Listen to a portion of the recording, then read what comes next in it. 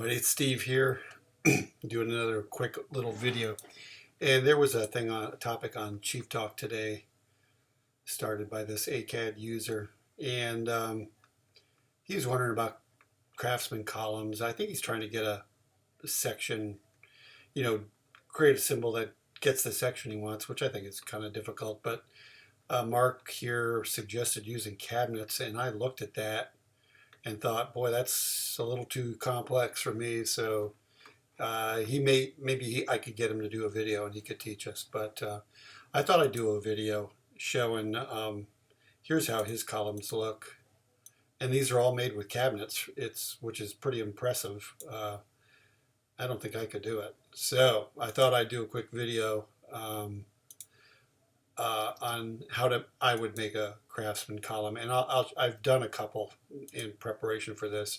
Here's a base, and here's a top, and we'll just take a quick look at that, and you can see, it's pretty accurate. I left the top part concrete so that you could paint it different than the moldings if you wanted to, but I'll show you how I make this. And it's made in two parts, two different symbols. So anyway, I'll show you how it's done. It's very simple. So the first thing I would do is use a custom countertop. It's the nice thing about using a custom countertop is you can add moldings to it. So let's just drag it here, and then let's just make it 28 by 28. That's pretty good. And then open it and go to the General tab and uncheck these two items. Make it 36 inches tall. I like to go from the floor, but it doesn't matter really. 36 to the top, and there you go.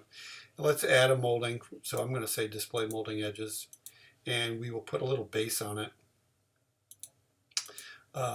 One of Mark's had a base, like let's just say it was something with a limestone base or something on it. So we will go minus 36 here to the bottom, and we will make it 6 inches tall. What happened to it? Oh, minus 36. Sorry, folks. There you go. And there you go. That's a good looking base, and let's just take a look at that. And we will paint it, and let's use limestone. I got a limestone in here already. We'll paint the base limestone, and then we will paint the countertop red brick, say. You could use stone, brick. In fact, let's do this one with stone, stack stone. Here we go. And here's the vector view.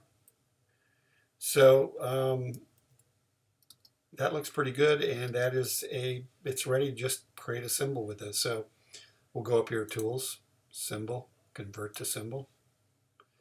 I chose Fixture Exterior, don't ask me why, it works.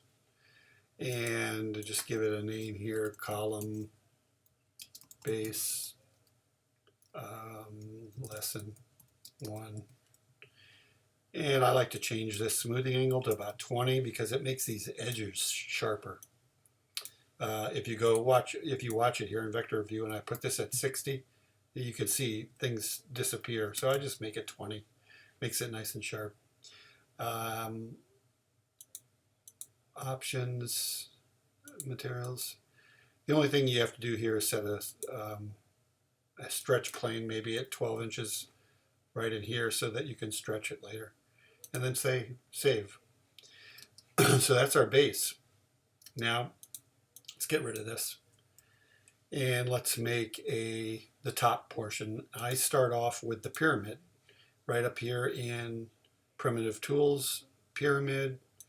Drag one in here, doesn't matter how big. You're going to open it, go to the first classification here, Pyramid, and it's going to have 4 sides, and you want it determined by the length of each side.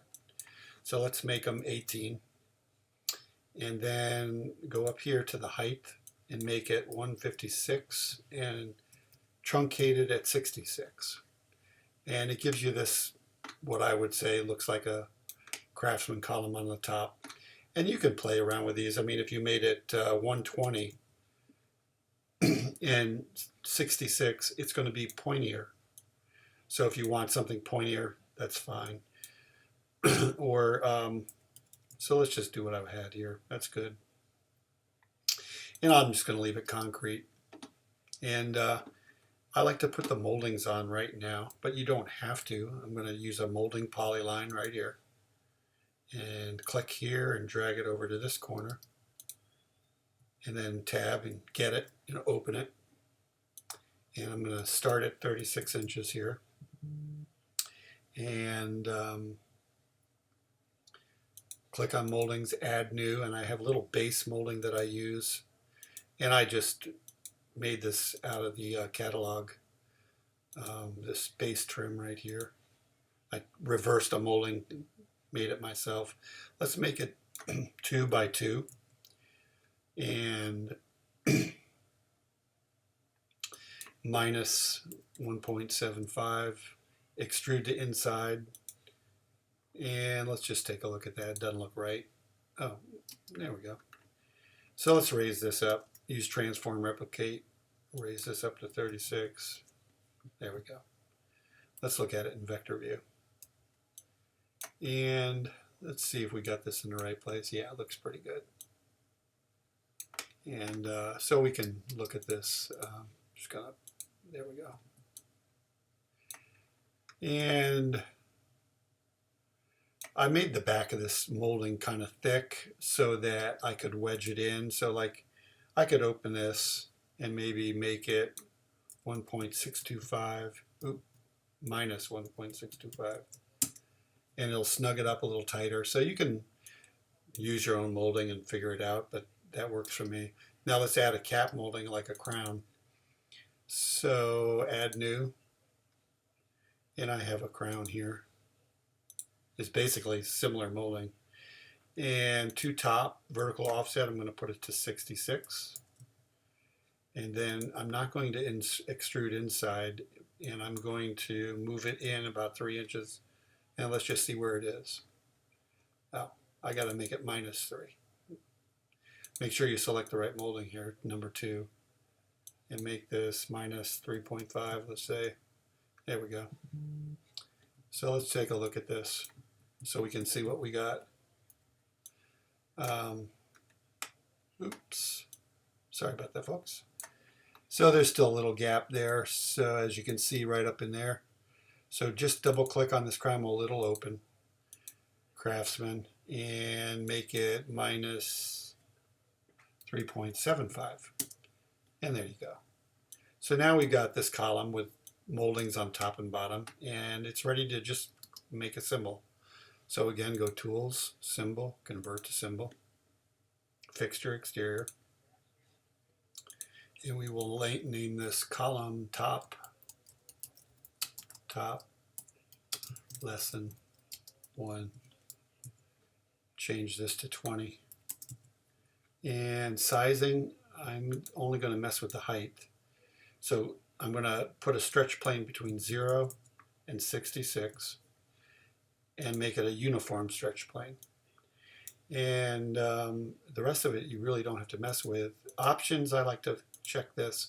Sits on base cabinet or table, because it seems to drop right on our base real nice when I do that. And that's all you need to do. So now we've got, let's get rid of this. We got our base. Let's put it on here. And I forgot the cap. Oh, well. Okay, so let's just take a look at this. Since I forgot something and we want to make something out of this, I forgot the base, the cap on this. So let's just use we can make a symbol on top of a symbol. So we'll make another countertop. I mean, you could use a molding. No, countertop is good. So let's just draw it out here wild for now and make it 32, and then this direction 32, and center it on this column. And then we will open it and make it, say, 3 inches thick from the floor, and make it 36 to the bottom. And then display molding edges and moldings, add new, and I have a molding I use for that. This thing here. You could use whatever you want, but this works for me. So let's take a look at it. There you go. So we got a cap and it's hanging over too far. So the first thing I'm going to do is grab this tool here and paint this thing limestone.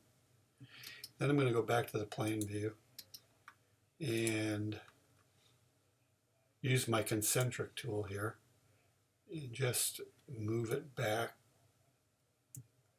I'm going to go -2, -2, and take a look. And that looks pretty good. So let's do it again. Tools, symbol, convert to symbol. We'll name this column base lesson 1A and make this 20. And then sizing, we will click the height, make it 12. Click OK. All right. Let's just get rid of this. Go back to standard here, and here's our column with a cap. Here's our column top. And there you go. Pretty fast way. Now you can adjust this up or down. And I don't think it's really deforming the moldings. So looks pretty good. You want it to come down a little. And the base will move independently. You can grab it here and move it down. And you can paint these things any materials you want. So, I mean, you can grab your painter tool here, find red brick, and just paint the base red brick. And you got a different kind of column. So, I hope that helps. That's how I'd make a Craftsman column.